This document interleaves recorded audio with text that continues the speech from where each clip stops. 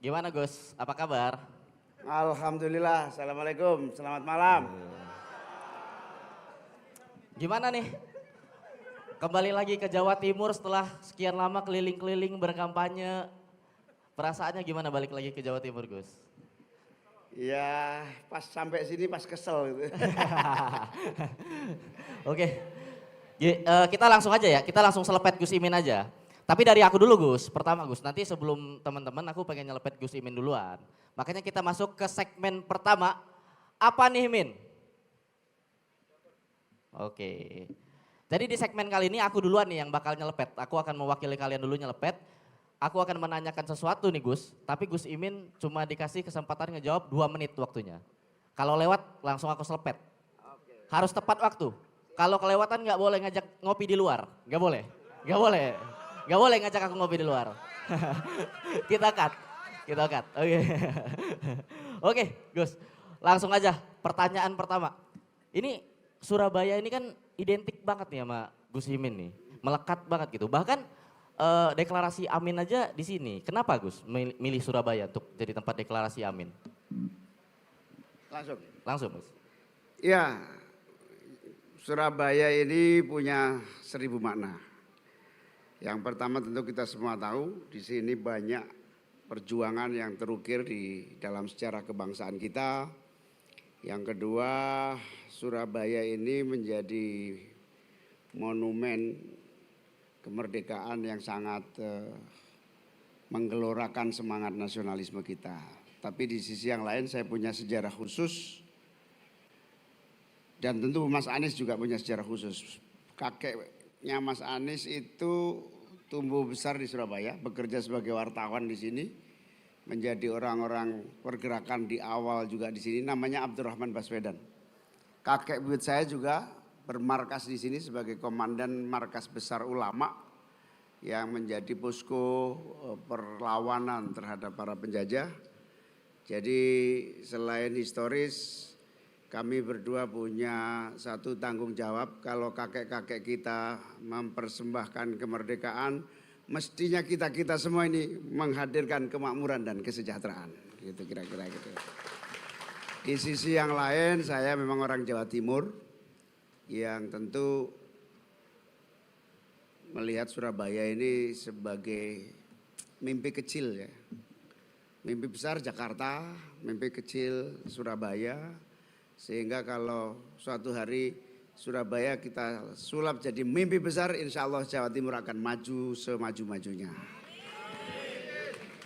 Yakin tapi menang di sini, di Jawa Timur?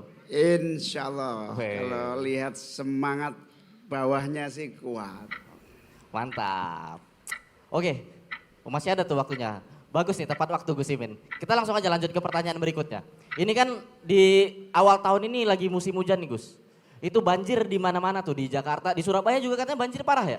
Parah kan? Nah, Gus Imin ada solusi nggak buat banjir di berbagai kota gitu, terutama di Surabaya? Ya, sama dengan kota-kota besar lainnya, Surabaya ini punya banyak sebab ya terjadinya banjir. Di samping makronya itu soal lingkungan hidup, soal strategi menjaga kelestarian lingkungan sehingga perubahan iklim atau krisis iklim itu tidak kemudian berdampak kepada Surabaya sebagai yang kita saksikan banjir. Tapi di sisi yang lain pemerintah harus punya desain untuk kota-kota besar di samping membangun infrastruktur yang memadai, ada mekanisme pengelolaan yang efektif dari lingkungan masyarakat kita yang terdiri dari sistem sosial, sistem lingkungan dan juga kesadaran masyarakat tentu untuk tidak gegabah di dalam menjaga lingkungannya. Faktor masyarakatnya mungkin sampahnya, faktor pemerintahnya harus punya yang namanya sistem penanggulangan sampah yang efektif.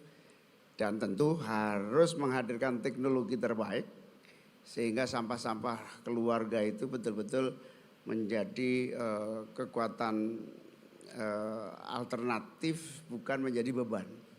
Karena banyak recycling yang sebetulnya bisa kita lakukan sehingga sampah bisa menjadi potensi, bukan menjadi beban. Karena pemerintah yang benar adalah yang memberikan edukasi sekaligus memberi fasilitas agar masyarakat itu terbiasa di dalam lingkungan yang bersih dan aman. Jadi benar ya Gus ya, bakal ngilangin banjir nih. Pasti. Janji kan? Soalnya pengen bikin 40 kota setara Jakarta, ntar ada 40 kota banjir. Aman kan? Hilang semua kan? Setara yang maju-majunya. Mantap. Nah tadi lanjutin soal 40 kota setara Jakarta tuh. Di Surabaya ini kan juga ada masalah transportasi publik katanya. Nah gimana cara Gus Imin untuk menyelesaikan itu di Surabaya dan 40 kota yang nantinya akan dibangun gitu? Ya, setiap kota yang maju itu yang paling pokok infrastruktur, baik infrastruktur sosialnya maupun infrastruktur yang menyangkut tata hidupnya. Nah, infrastruktur yang paling pokok menjadi kebutuhan real dari masyarakat kita itu, satu tentu transportasi publik, yang kedua air bersih. Air bersih harus tersedia dengan baik, kemudian infrastruktur energi yang memadai. Nah, di antara yang paling rumit dan harus diatasi adalah transportasi publik seperti pertanyaanmu. Nah, transportasi publik ini ada beberapa hal yang menjadi kendala. Yang pertama, nah Surabaya ini kalau nggak salah menggunakan transportasi publik mirip Jakarta. Mulai dari Surabaya Bus, ya Wirawiri, itu mirip Jakarta. Nah, tinggal mengintegrasikan dalam satu sistem transportasi yang murah, aman, nyaman. Nah, dalam hal ini harus terintegrasi, terutama terintegrasi dengan kota-kota satelit yang melingkupi Surabaya. Dan saya kira disuntik sedikit aja dari APBN, Surabaya ini akan cepat melejit menjadi transportasi publik yang memadai, yang tentu harus diperhatikan karena Surabaya ini bisa jadi kota terbesar kedua dari Jakarta dengan fasilitas transportasi terbaik, di mana kita melihat potensinya akan sangat kuat untuk cepat maju. Dan kalau Surabaya maju maka lingkungan kerjanya aman, maka orang-orang Jawa Timur nggak akan urbanisasi ke Jakarta. Kita ingin Surabaya tumbuh berkembang dan di Surabaya mendapatkan banyak hal seperti di Jakarta. Kira-kira. Surabaya pride banget nih Gus Imin nih. Oke lanjut Gus, ini pertanyaan terakhir nih dari aku. Nih, Gus Imin kan selalu ngebawa narasi perubahan, terutama di sektor ketenaga kerjaan. Itu kan PKB itu jadi menteri ketenaga kerjaan dari 2005 Gus. Kenapa nggak dari dulu ada perubahannya? Kenapa baru sekarang tuh? Gimana tuh Gus? Apa aja yang bakal diselesaikan? Ya, ya kebetulan PKB itu tertarik hal-hal yang sosial langsung. Gitu. Tenaga kerjaan itu kan 3 ya. Satu kapasitas, meningkatkan kapasitas skill. Yang kedua membantu hak-hak buruh. Hak-hak normatifnya harus terpenuhi. Dan yang ketiga tentu mendorong terbukanya lapangan kerja sebanyak-banyaknya. Nah 3 ini ibadah paling besar ini, paling tepat ini. Tapi ternyata mulai Herman Suparno, Hanif Zakhiri, saya dulu, kemudian sampai sekarang Ida Fauzia, memang kementerian banyak ibadahnya, banyak pengabdiannya. Sampai pada kesimpulan banyak agenda-agenda hak, terutama yang paling atas ya, menciptakan lapangan kerja. Itu Kemenakkertrans itu hanya mensupport kemampuan skill calon tenaga kerja untuk masuk dunia kerja. Menjembatani itu. Nah, yang paling sulit adalah menciptakan lapangan kerja dan melindungi tenaga kerja di berbagai negara, termasuk di luar negeri. Makanya kemarin Mas Anies bilang di debat yang terakhir, Presiden adalah panglima diplomasi, salah satunya adalah pengawal penyelamatan tenaga kerja di berbagai negara oleh kepala negara, bukan hanya menteri. Jadi menaker itu kalau Anda semua nanti jadi menteri, istilahnya gatel. Kalau jadi menteri tenaga kerja, gatel. Banyak masalah mandek karena kekuasaan aja di presiden. Insya Allah kalau kita jadi wapres atau Mas Anies jadi presiden, kita atasi masalah-masalah ketenaga kerjaan dengan baik. Termasuk kebetulan ada staf mana teman saya ini, Dita Indasari belum datang ya, itu mana? Nah ini aktivis Jawa Timur juga pernah masuk penjara gara-gara berjuang di Orde Baru. Ini sekarang staf khusus Menteri Tenaga Kerja ini. Dulu staf khusus saya juga. Saya heran kok kerasan banget di situ itu. Karena ibadah aja, karena ibadah dan memang dia yang paling provokasi kepada saya. Ini nggak akan bisa selesai kalau nggak jadi presiden atau wapres. Nah tujuannya presiden, tapi takdirnya wapres ya sama aja. Mantap. Itu apa Mbak Dita ada yang pengen disampaikan atau enggak? Ya mungkin kamu ceritakan 3 hal ya, sedikit aja, singkat. Oke. Soal peluang tenaga kerja sama soal perlindungan hak normatif. Boleh lewat sini Mbak Dita? Sambil berdiri nggak apa-apa. Yoi. Enggak apa-apa. Terima kasih Cak Imin, mohon maaf jangan dibelakangin.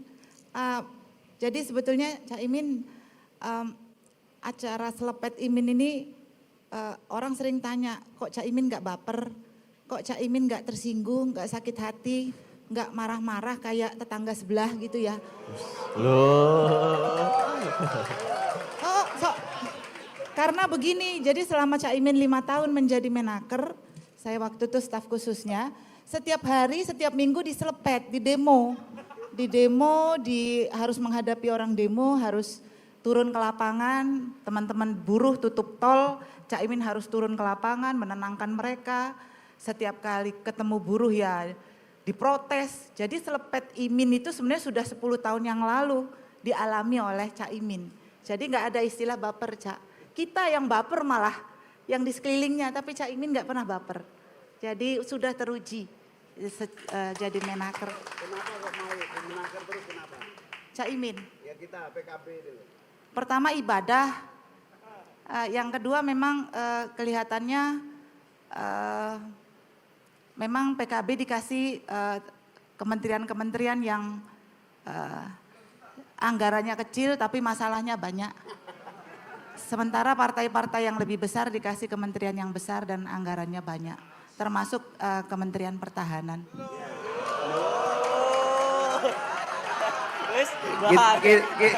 Kita nyuruhnya cerita tentang ketenaga kerjaan kok jadinya curhat. Terima kasih Dita. Sama-sama. Terima kasih Mbak Dita.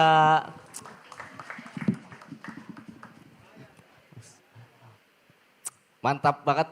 Kalau soal bahaya itu buat Mbak Dita nggak bahaya, orang pernah ketangkep ya. Udah biasa. Oke. Tapi bener tuh tadi kata Mbak Dita, Cak Imin nggak baperan orangnya. Kalau kita sih dari mahasiswa sudah nggak pernah baper.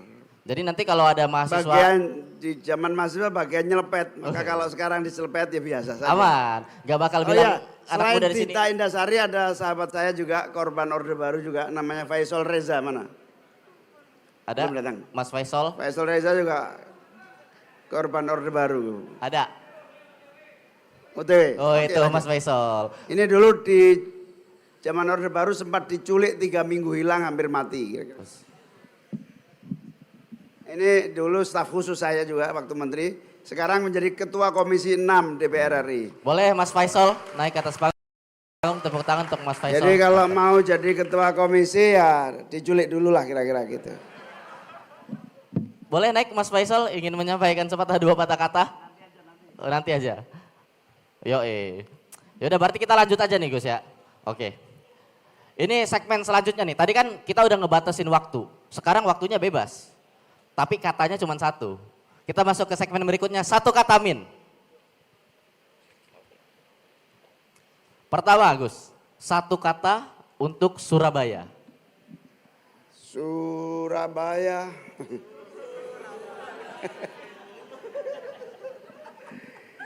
Surabaya apa ya?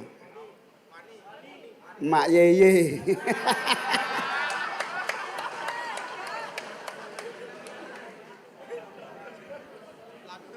Oke lanjut ya. Kamu belum tahu Mak Yeye Iya apa? nggak tahu makanya Gus, makanya bingung Gus. Apa itu Gus? Pada tahu Mak Yeye kan? Iya. Apa Gus? Oh enggak, pada tahu berarti geragas. Mak Yoyo itu kuliner paling top. Oh, baru tahu aku Gus. Makan malam yang Boleh ntar kita coba Gus. penggemukan.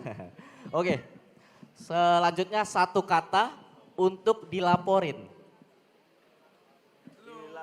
Dilaporin. Dilaporin ya, resiko bos.